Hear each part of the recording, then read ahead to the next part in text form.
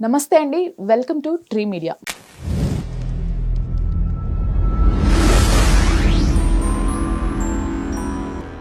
గురూజీ నమస్తే. అమ్మా హరే కృష్ణ.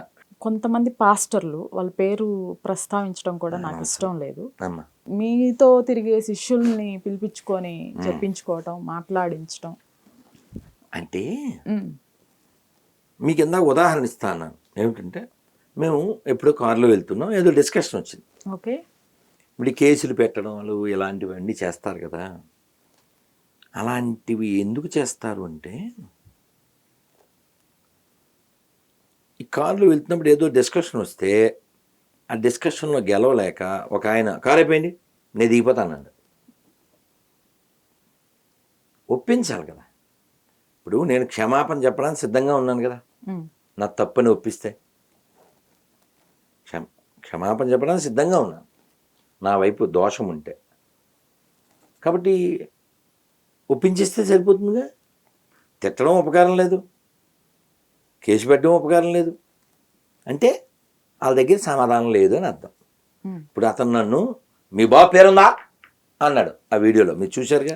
చూసాను. నేను వెంటనే ఉంది అన్న. మీ బాబు పేరు చెప్పన్న. చెప్పలేడు. ఎందుకు చెప్పలేడు? ఉండదు. ఏ రామకృష్ణ సుబ్రహ్మణ్యం ఉంటుంది. మీరు గమనించండి, నేను అనైతికతను వ్యతిరేకిస్తున్నా, అధర్మాన్ని వ్యతిరేకిస్తున్నాను, అవినీతిని వ్యతిరేకిస్తున్నాను. మొన్న ఇంకా ఈ వీడియో తర్వాత రిలీజ్ అవుద్ది. తిరుపతిలో అలా వెళ్తున్నా, ఏదో ఫోన్ చేద్దామని బండి ఆపితే ఎవరో ఒక ఆవిడ, మీరు టీవీలో వస్తారు కదండి చూస్తుంటాను, తెలిసిపోద్ది కదమ్మా మనుషులో గొర్రెలో తేడా. గొర్రె అనేది తిట్టు కాదు, ప్లీజ్ బీ కాషస్. మనుషుల్ని గొర్రెలుగా భావించేవాళ్ళు గొర్రెలు, తాము మనం అమృతస్య పుత్ర అన్నాం, వాళ్ళు గొర్రెపుత్ర. వాళ్ళ భావన, మంద కాదు. ఆవిడ అలా మాట్లాడుతూ అలా గొడవ పెంచుకుంటే టీటీడీలో పనిచేస్తున్నారు తిరుపతిలో, మోసం కదా అన్నా. నీకేం నొప్పి అంది. అదేంటి, హుండీలు డబ్బులు వేసేది మేమే. వెంకటేశ్వర స్వామి పేరు పెట్టుకుని వెంకటేశ్వర స్వామి దగ్గర తింటూ, వెంకటేశ్వర స్వామి దేవుడు కాదు సాతానని చెప్పి ఎక్కడికి వెళ్తుందంటే ఆడు మోసగాడు కదా. మోసగాడిని ఎందుకు మనం పోషించాలి? హుండీల్లో డబ్బులు వేసి హిందువులు ఎందుకు పోషించాలి దొంగని? ఇప్పుడు రెండు విషయాలు. వాడు హిందువు కాకుండా హిందూ అని సర్టిఫికెట్లో పెట్టుకుని వాడు చర్చికి వెళ్తూ అక్కడ తింటూ ఉన్నాడంటే, ఆ డబ్బుతో బతుకుతున్నాడంటే ఈ చీటింగ్ హిమ్సెల్ఫ్, అంటే ఈ చీటింగ్ ద సొసైటీ. నీ మతం మేము అడగట్లే, యువర్ అ చీటర్. ఇప్పుడు కలకత్తా డాక్టర్ని నాశనం చేసిన వాడు ఏ మతస్థుడైనా వాడికి అంగచ్ఛేదం చేసి వాడిని వెంటనే నశింపజేయాలి. ఇది నా పబ్లిక్ రిక్వెస్ట్ అండ్ డిమాండ్. దీన్ని నా మాటను ఒప్పుకునే ప్రతి ముస్లిం క్రైస్తవ సోదరులకి నా నమస్కారం. వాడి మతంతో సంబంధం లేకుండా, వాడి గతంతో సంబంధం లేకుండా వాళ్ళందరినీ ఖతం చేయాలి.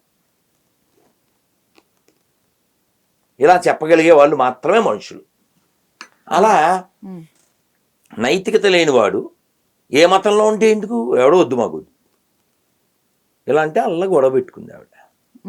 మిమ్మల్ని అలా తయారు చేసింది ఎవరు? వాళ్ళు రెండు విషయాలు ఒప్పుకున్నట్టు, వాళ్ళకి నైతికత లేదనే విషయం ఒకటి, రెండోది వాళ్ళ దేవుడు చవటాని. వాళ్ళు కూడి ఎట్లే కదా గుడికి పంపించారు కదా. నేను ఏదో వీడియో చూశాను, అట్లాంటిలోనూ ఎక్కడో గణపతి సత్యనారాయణ స్వామీజీ అక్కడ కార్యసిద్ధి హనుమాన్ గుడి, అక్కడ కార్యక్రమంలో పాల్గొన్నారు. ఎందుకు అది గుడి కాదు, చర్చి కొనేశారు అక్కడ అమ్మేస్తే. మీకు చెప్పానా లాస్ట్? మీతో కాదనుకోండి, ఎవరితోనో, మీతో కాదు వేరే మీ ఎవరితోనో మరి చెప్పారు. ఇప్పుడు కూడా సరదాగా చూద్దాం ఊరికే, అంటే అక్కర్లే. ఇప్పుడు మా ఇంట్లో బోల్డ్ అని మెడిసిన్స్ మిగిలిపోయినాయి, మీకు ఇస్తే వాడుకుంటారా? ఎక్స్పైరీ డేట్వి ఫ్రీ ఎందుకు వాడుకోరు? ఫ్రీ కదా. ఫ్రీ అయితే వాడేస్తారు ఏంటండి, ఎక్స్పైరీ డేట్ అయిపోయినా. అది ఇది కూడా అంతే.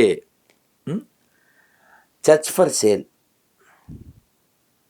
తెలుగులో వచ్చింది ఇది, దీన్ని పొందబడ church for sale.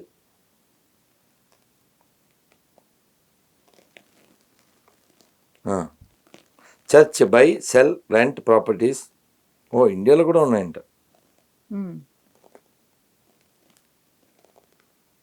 A church for sale Hyderabad ఇక్కడ కూడా అమ్మేస్తున్నారా? అయ్యో ఒరే రే అదే రే అదే తెలంగాణ. సరే పోన్లే, యుఎస్ఏ అని కొడదాంలే. పోనీ చాలా ఉన్నాయి. Best relator churches religious facilities for sale. ఇదిగో అనేది ఇలా అమ్ముకునే మతం మనకి ఎందుకు అంటున్నా, ఇన్ని రెడీగా ఉన్నాయి. చాలా మంచి మంచి పెద్ద పెద్దవమ్మా, పెద్ద పెద్ద ఎవడు రావట్లేదు అక్కడ. ఇది మనకి ఎందుకు ఇది? అది మంచిగా చెడగా మనకి ఎందుకు ఇది? మనకు అవసరం లేదు. ఇక్కడ ఏం రాసి ఉందంటే మీరు చదవండి అమ్మా. Currently showing 1 lakh church or religious facility listing for sale. అదనమాట. ఎన్ని 1 lakh. ఎన్ని 1 lakh church. బెచ్చం ఎత్తుకునే మాత్రం లక్ష చర్చలు అమ్మేయడానికి రెడీగా ఉంది. మనకి ఎందుకమ్మా అది? అది ఏదో అంటారు చూడు, కందకి లేదు దొరద కత్తిపేట కానీ ఆలకి లేదు మనకి ఎందుకమ్మా అది? You are belongs to great warriors, you are belongs to great yogis,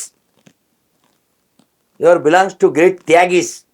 రంతిదేవుడు పుట్టిన నేల, దేవదేవుడు అవతరించిన నేల, వాల్మీకి వ్యాసాదులు నడిచిన నేల, రామాయణ భారతాదులు పుట్టిన నేల,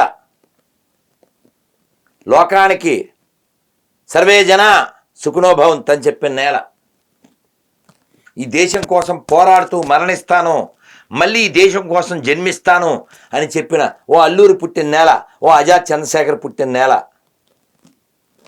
ఎవడు పుట్టాడో తెలియని గాడ్ అనుకోండి, అనుకోకపోతే నరకానికి పోతారు. ఓసారి పాత బస్తీలు చేయమని చెప్పి వీళ్ళకి. ఈ మాట ఈ ఒక్క విషయంలో విపి రెడ్డిని మెచ్చుకోవాలి. మనం హిందువులు ఇళ్ళ దగ్గర కాబట్టి గౌరిమతంలోకి రమ్మని అడుగుతున్నాం, అది పాకిస్తాన్ వెళ్తే ఏమవుతాం అని చెప్పాడు. పాకిస్తాన్ దాకా ఎందుకు? ఒకసారి పాత బస్తీకి వెళ్ళమను విపి రెడ్డిని విత్ బ్యాచ్. కాబట్టి నేనుంటే ప్రాక్టికల్గా మాట్లాడదాం, నిజాలు మాట్లాడదాం. సో ఇది అవసరం లేదు, అది పాయింట్. ఇక్కడ మంచి చెడు కాదు, మనకి ఎందుకు అది? ఏముంది, ఒక అమ్మందా? మనం ఎన్నిసార్లు చెప్తాం, పాడిందే పాటలాగా ఉంటుంది. 26 క్వశ్చన్లు. ఒక అమ్మందా? వాళ్ళ మతాల్లో ఒక అమ్మందా? అమ్మకం తప్ప అమ్మందా? మంచి అమ్మని చెప్పగలరా? అమ్మ లేకపోతే మనం లేవుగా. మనం అమ్మ గురించి మాట్లాడితే ప్రసన్న కుమార్ అనే ఆయన ఒక పాట ఉంది, అమ్మను మించి దైవమున్నదా, ఆత్మను మించి అద్దమున్నదా. ఆ పాటని చాలా వెటకారంగా మాట్లాడుతూ అమ్మంట, అమ్మ మా ఎండిపోయిన శవమే ముఖ్యం, అమ్మ కాదు అంటాడు. మీరు అందుకే మీరు గమనించండి, మనం దుర్గమ్మను కొలుస్తాం, భూమిని భూమాత అంటాం, నీళ్ళని గంగమ్మ అంటాం, పుస్తకాన్ని సరస్వతి అంటాం, డబ్బుని లక్ష్మి అంటాం, అన్నాన్ని అన్నపూర్ణ అంటాం. ఇలా అమ్మతనం ఉంటుంది మనకి. అమ్మతనం ఉంటుంది, మన ధర్మంలో కమ్మతనం ఉంటుంది. అసలు వాళ్ళ దాంట్లో ఒక అమ్మని చూపించండి. అంతా పురుషాధిక్యమే కదమ్మా.